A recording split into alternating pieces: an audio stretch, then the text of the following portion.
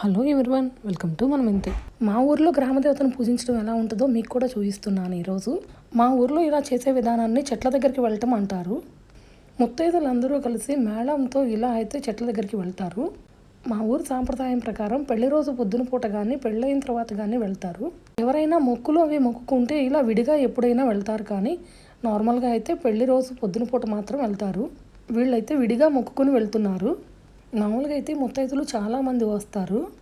ఈరోజు ఊరిలో 2-3 కార్యక్రమాలు ఉండటం వల్ల ముత్తైదులు కొంచెం తగ్గారు. మా ఊరిలో అయితే 9 మంది గ్రామదేవతలు ఉంటారు. మామూలుగా ఊరిలో గ్రామదేవత అంటే ఒకరే ఉంటారు కదా, ఇక్కడైతే 9 మంది గ్రామదేవతలు ఉంటారు. ఇక్కడ పూజా విధానం కూడా చాలా అందంగా ఉంటుంది.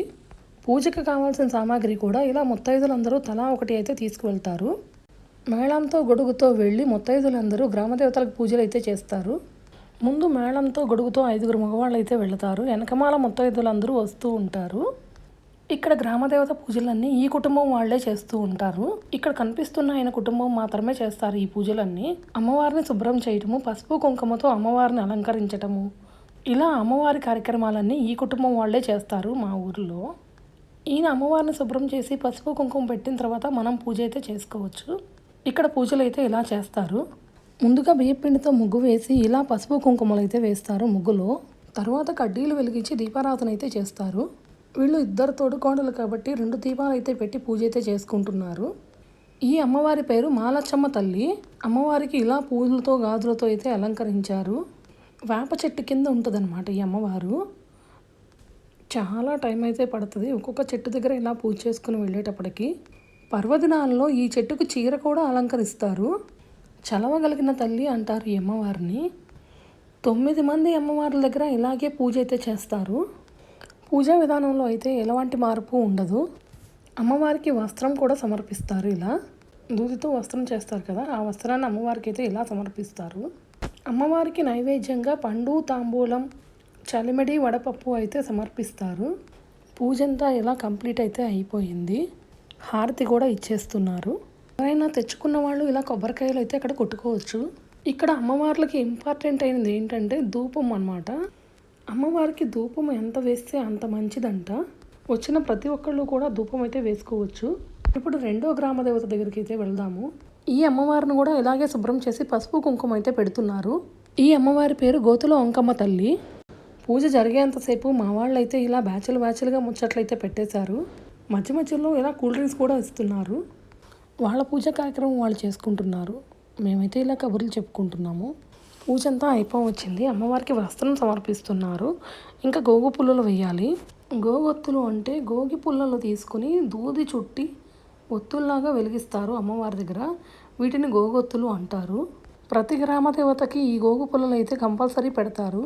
ఇప్పుడైతే మనం పోతురాజస్వామి దగ్గరికి వచ్చాము.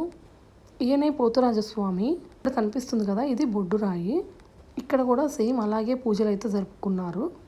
ఇంకొక గ్రామదేవత దగ్గరికి అయితే వచ్చేసాము. ఈ అమ్మవారిని కూడా శుభ్రం చేసి పసుపు రాసి కుంకుమతో ఇలా అలంకరించారు. ఈ అమ్మవారి పేరు కొర్లపాటి అంకమ్మ తల్లి. ఇక్కడ పూజా కార్యక్రమం కూడా అయిపోయింది. ఇంకొక గ్రామదేవత దగ్గరికి వెళ్దాము. ఈ గ్రామదేవతకి అయితే ఆలయమే ఉంది.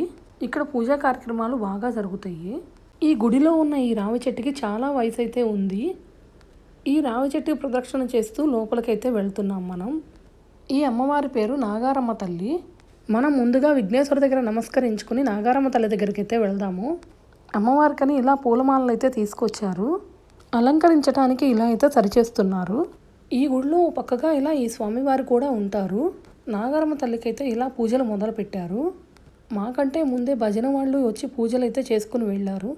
ఇలా ముగ్గు వేసి దీపారాధన అయితే చేసుకున్నారు వాళ్ళు. ఈ గుడి బయట ఇలా వేప చెట్టు అయితే ఉంటుంది. ఇంకొక అమ్మవారి దగ్గరికి అయితే వచ్చేసాము. ఈ అమ్మవార్లు మా చావిడి పక్కనే ఉంటారు. ఇక్కడ 2 అమ్మవార్లు ఉంటారు. ఒకరు తిరుపతమ్మ తల్లి, ఇంకొకరు దనకొండ అంకమ్మ తల్లి. ఈ చెట్టు కింద అయితే ఇలా 2 అమ్మవార్లు ఉంటారు. ఇక్కడ పూజ ముగిసిన తర్వాత ఇంకొక అమ్మవారి దగ్గరికి అయితే వెళ్తున్నాము. ఈ అమ్మవారిని కూడా ఇలా శుభ్రం చేసి పూజ అయితే మొదలు పెడుతున్నారు. మా వాళ్ళందరూ ఇలా కబుర్లు అయితే మళ్ళీ మొదలు పెట్టేశారు. ఈ అమ్మవారు అయితే మా ఊరిలో ఉన్న ఆదినారాయణ స్వామి గుడి పక్కగా ఉంటారు. ఈ అమ్మవారు రావి చెట్టు, వేప చెట్టు కింద అయితే ఉంటారు. ఇక్కడ కనిపిస్తుంది కదా, ఇదే ఆదినారాయణ స్వామి, ఆంజనేయ స్వామి ఆలయం. మనం ఇంకొక అమ్మవారి దగ్గరికి అయితే వెళదాము. ఈ అమ్మవారే చివరి అమ్మవారు. ఈ అమ్మవారి పేరు మహాలక్ష్మి తల్లి. 9 మంది గ్రామదేవతల పూజలు ముగించుకుని మేమైతే ఇంటికి వెళ్తున్నాము. గ్రామదేవతల పూజ అయిన తర్వాత బయట కాళ్ళు అయితే కడుక్కొని ఇంట్లోకి వెళ్ళాలి. ఇంట్లో అలంకరణ అయితే ఇలా చేసుకున్నారు. మా ఊర్లో దండలు అయితే చాలా బాగా కడతారు. ఈ దండలు మా ఊర్లో వాళ్ళు కట్టిన దండలే. మీకు కనుక ఈ వీడియో నచ్చినట్లయితే ప్లీజ్ లైక్.